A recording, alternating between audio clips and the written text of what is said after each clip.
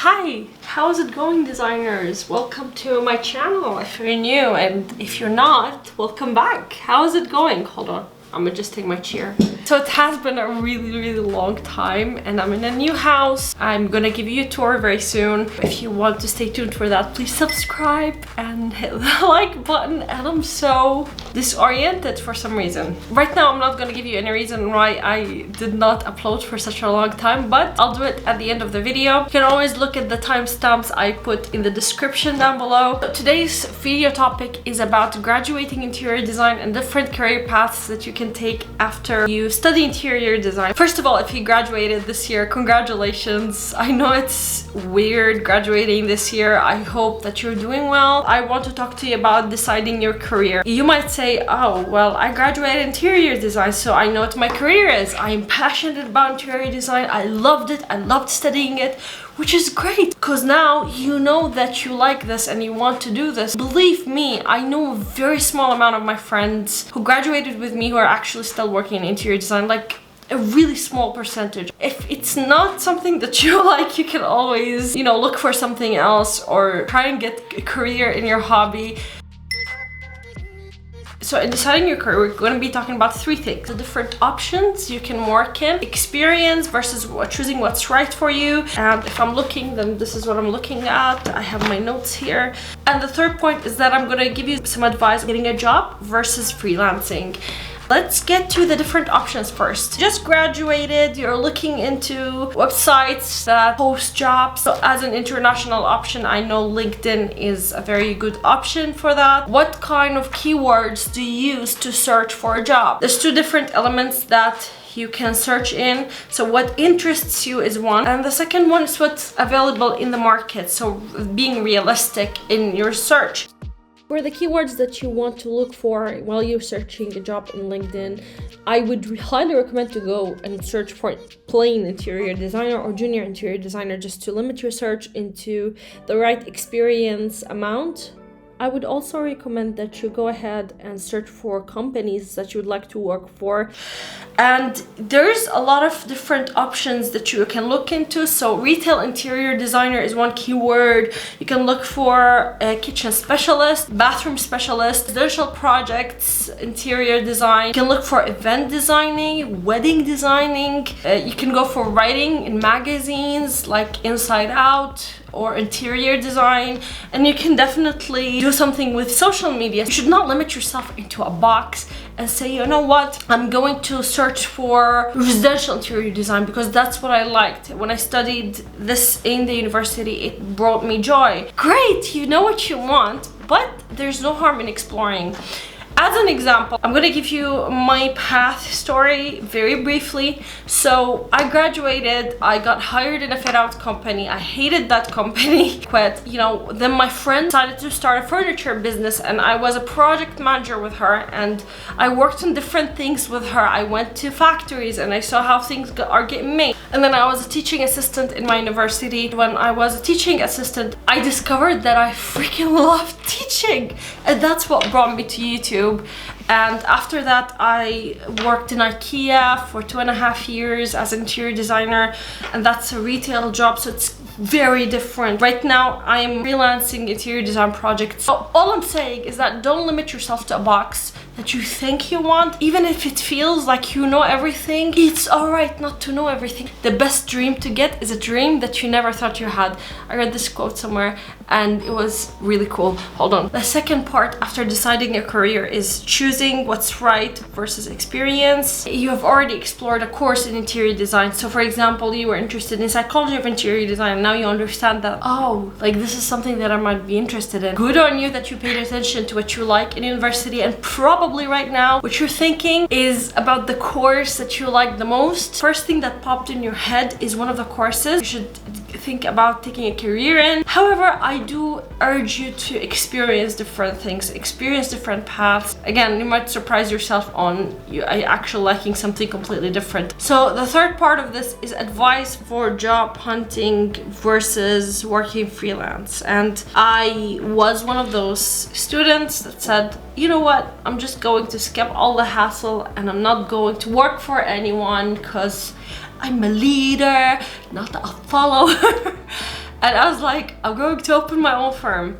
And you know that is a pipe dream. You know, you 100% know that's a pipe dream. And it can work, but it's a very small percentage of people who are capable of doing that, because for you to be business savvy, you need to have a little bit of experience in the market. May I add as well that people who actually succeed after they graduate, they already have like a sibling or a father or someone from their family who owns contracting company maybe, or a consultation company, and then they have the experience through their parents, and there's no shame in that either. I think it's incredible if you can get a head start in this path. If that's something that you saw them doing and you like, then you should follow their footsteps. There's nothing wrong with that. I think most parents, that's what they want for their kids, is to be prepared for the outside world. So if you have the help, take it. You have to know how other people deal with the business, because this first company that I got hired in, even though it wasn't the best experience on a personal level, it still taught me a lot of things about business, because they have been in the business for such a long time. You see different kind of catalogs, you see how they deal with clients, you start understanding about how they resource materials, how they resource furniture, what do they go for as a custom-made piece, or what they get from the market. So these kind of things are very, very priceless. They're invaluable, even though like the first job that you might get will not pay you a lot of money. I'm telling you that from now, not to shock you. If you do get a lot of money, and I hope that, then you're very lucky and you have to appreciate it. But the reality of this situation is that you're kind of getting a training, and you're gaining a lot of information that you're going to use later on. And when you use it later on, you're going to generate a lot of money, more than you got on your first job. So you have to think long term with that. Starting your own business, I'm telling you, it can be really tricky. If you're going with methods that are not very traditional, like you're going towards social media, YouTube, things like that, honestly, there's no set path. And if you feel like you want to do something, I'm urging you, I'm telling you, do it. Right now, you're young and you're free and you can do a lot of things and you have a lot of energy, and that energy will only decline with time. So try and harvest as much as you can from that energy and utilize it on focusing on your passion and building a career if that's what you want. The second chapter of this video is about the resume and the portfolio to apply for jobs. Now that I established that I think that you should look for a job for a little bit of time and work as much as you need to, we're talking about resume and portfolio tips. I have a video on making a portfolio that I'm gonna link right here, but also about the resume, and I'm going to make a whole dedicated video for that. So when we're talking about the resume, there's few things that pop in our head, and that we are designers and it should look good, which is true. I totally agree that it should look good, it should be nice and simple and clear, it shows a little bit of personality, but there's more important things as well that we need to consider while rewriting our resume, and that's very serious stuff. So first of all, you have to make sure that you state the job that you're looking for, and that your resume is adjustable to the job that you're applying to. So make sure that the wording is that I am an interior designer looking for.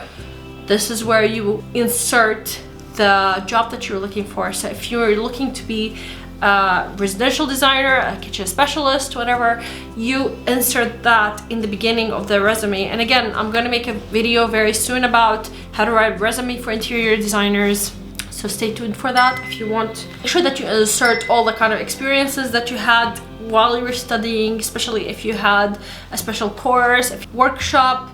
You can save the role that you took in those workshops as well. If you have taken an initiative, that's always great in a job search or in a resume. Use dynamic verbs. So I will insert a link that my life coach had given me for dynamic verbs, and I've used it ever since. So go ahead, check it out. It's free in the description but down below. Make sure that you take a look at the resume and look at it through the recruiter's eye, so they have they receive like hundreds of CVs every day. So make sure that yours is nice and brief and to the point. Don't overpopulate the paper with words. You don't need a lot of words to convey what you've been doing. So just make sure that you have clear wording and right to the point, like this video should be. The last step for the resume is don't take more than 2 pages on your CV maximum. Limit yourself to that, again, for the same reason. For the portfolio, since you've just graduated and you don't have that many projects outside, maybe you've worked while you are studying, that would be amazing. But if you haven't, that's okay too, because that's what your courses are for. So gather all of the work from your courses so people can see how you developed throughout the years, and that they see your personal touch. More or less, you don't lose the general feel for who you are as a person while you're designing. So it's always interesting to the recruiter to see how your taste has changed over the years, and also what you're capable of and your technical skills as well. So again, check out the portfolio video. So my last chapter on this video is to keep practicing. What does it mean to keep practicing? Well, sometimes things don't go as well as we plan for them to be, and that's okay, because, you know, c'est la vie, this is life, and sometimes you don't actually end up getting a job right away, and that's totally fine. Try to utilize that time for something that you want to do. This is the least busy that you'll ever be, and I have a feeling that in few months, whoever you are that you're watching this video, since you're watching this video, I'm telling you, whoever you are, you're going to get so busy that you're not gonna have time to do anything anymore. And that's a good thing. Being busy is a good thing, but also you'll never have the time that you have right now. So try and explore your options, try to improve your social media, have a social media presence. Just make sure that your social media is up to date, and that you have, like, if you're going to be posting about interior design, then that's always a good sign that you are interested and you're passionate and that you want to do more of this, and gather up information, create content, not only for the sake of creating content. If you want to grow your social following, great, I 100% support you. Leave your Instagram account down below. If you do post, you get like a better chance of getting a job, and that they see that you're interested. It's not the most important thing in the world. Jobs is not the most important thing in the world. That being said, just don't limit yourself to anything. Try and explore options, blog about it if you want. In this day and age, no one has any excuse. I completely, wholeheartedly believe that you can do millions of things that wasn't available before because of the internet, because of social media. So try and look at it this way. And I wish the best of luck. I'm sending you good vibes. I'm sending you light. I'm sending prayers your way. I know this is a difficult time finding jobs and everything, but I know that you're brilliant and I know you can do it. I hope you have an incredible time of the day wherever you are in the world. Goodbye. Oh wait, hold on. So I promised you by the end of the video that I'm going to tell you what happened, and now I'm going to tell you what happened. So the past few months I haven't posted anything on this channel, and that's because I moved houses, and you know, if you've ever moved houses, it's a very big deal. And it took a toll on me, but like a few other things happened, and like I got really preoccupied with a lot of things, and one of them is my cat. She got sick, and I got another cat, and then I had to get that other cat back. It was a whole mayhem, and emotionally I didn't feel well, also because I gained a little bit of weight. So if you are able to tell, that's okay, because when you're quarantined, you find yourself eating a little bit more. So I didn't have the courage to stand in front of the camera and talk to a camera to you guys, because I've been receiving a lot of comments about my weight, and I don't like it. It's not fun. I mean, if you're gonna be a troll on the internet and post about things like that, that's fine. Like, I think this is a part of it if you're going to put yourself out there. But I got a little bit self-conscious. I'm not gonna lie about it and say, oh, it didn't faze me at all. So I apologize for not posting. I promise that's gonna change, and I'm gonna be posting more from now on. And there's a lot of things coming your way very soon. I'm gonna be announcing very, very exciting things. Meanwhile, feel free to check out my book, The Interior Design Styles Lookbook, and have a lovely day. Have an incredible time of the day wherever you are in the world, always and forever. I love you so much. Thank you for sticking to this channel. Thank you for 80,000 subscribers. Why did you subscribe? This is incredible. It's a lot of people. I don't deserve that many. I really appreciate you guys. Okay, I have a call. I love you. Mwah. Bye.